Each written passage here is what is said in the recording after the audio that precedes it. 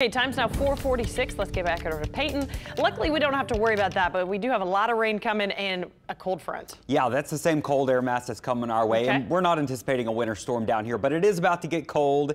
And we are going to be watching for some storms and heavy rain before the cold front gets here. So that's today. I just want to paint the big picture for you on how large this storm system is. This is about half of the storm system.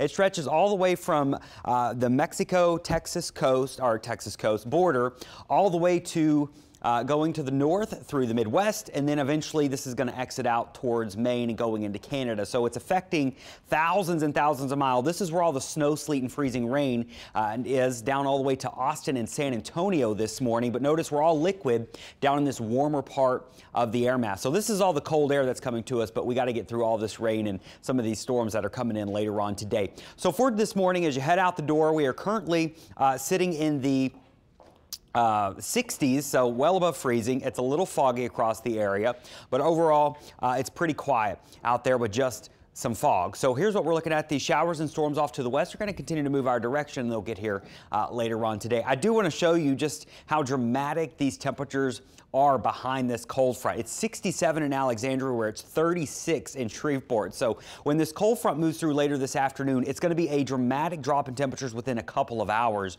You're probably going to notice your temperatures drop maybe 20 to 30 degrees. So let me walk you through the timing of this all. This is this morning, not a lot going on, just fog. Here's the chance for those stronger storms to develop by around 11 to noon is when they'll probably start from the bayou parishes up through parts of the North Shore, the river parishes included, and then that will slide across the area as we go through the early afternoon. So that will be our strong storm threat, maybe some gusty winds, maybe an isolated tornado, and of course some heavy rainfall. We could pick up a quick 2 to 3 inches with some of those heavier storms. Now the front will move through this afternoon, and by this evening, we'll say around sunset, that's when it starts to get colder, and then the colder air will continue to filter in, but we'll still have some showers as we go through tonight. Now, it is possible as that freezing line gets a little closer to us, we might start to see a little sleet mix in north of the lake and especially close to the state line. And then you also might start to see some freezing rain once you get towards Macomb and up towards Jackson. That's where the temperature will actually be below freezing. So not currently forecasting really any impacts for our area, but don't be surprised if maybe a little sleet mixes in